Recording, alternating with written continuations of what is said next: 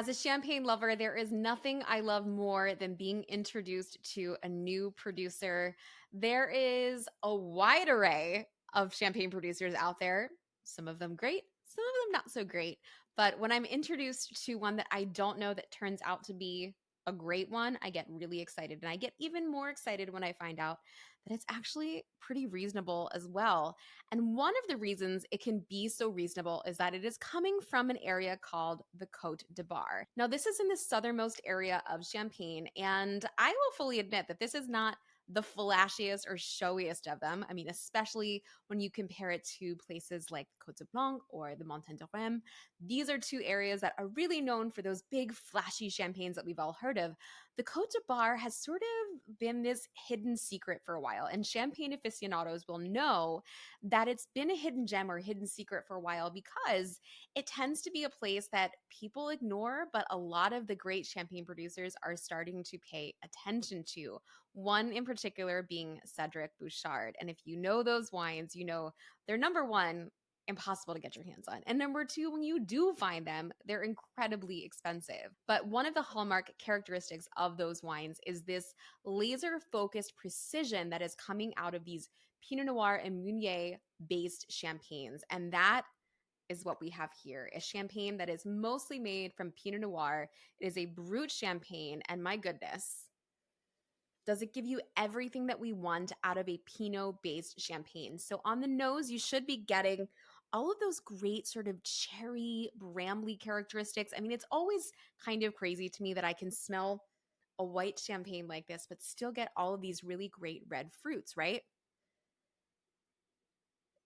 There's also something sort of herbaceous and savory on there, like sage. And I even get a little bit of like anisette or licorice on there. Champagne is one of these regions that, when done well, really showcases where it's coming from. And I think this is a perfect example of one that does that.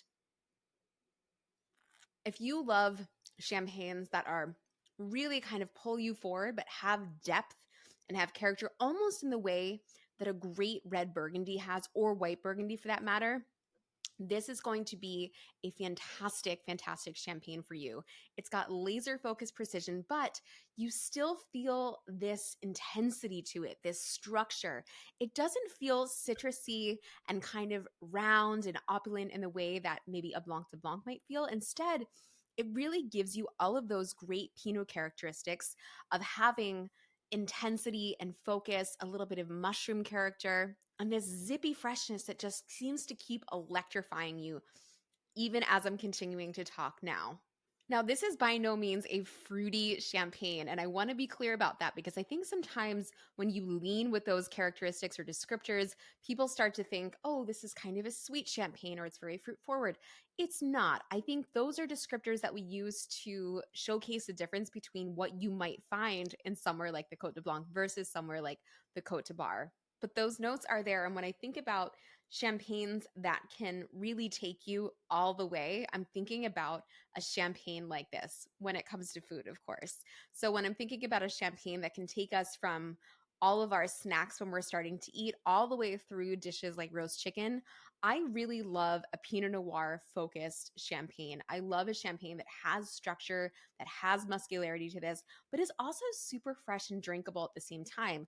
Sometimes I find that Pinot Noir based champagnes can have a little too much of that to be drinkable on their own, whereas this is giving you kind of the best of both worlds. It finishes super clean, and what I love is that it doesn't have that bite, that bitter bite at the end that you can sometimes find in this under $50 champagne category. I don't know if you've ever noticed that before, but that's the first thing that I look for when I'm tasting champagnes that aren't super expensive, or any champagne for that matter, really, but especially in this category.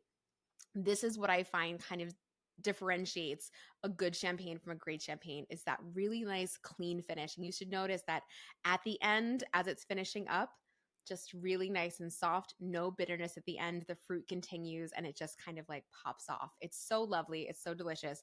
And you'll notice, of course, I am serving this in an all-purpose universal wine glass. This is my choice for great champagnes, or really any champagne for that matter, because we want some of those bubbles to move around a little bit, allow us to take in all of those aromatics and taste and smell the champagne in the way that it was intended. Remember, underneath every great bottle of champagne is a delicious bottle of still wine just waiting to be unearthed. Cheers.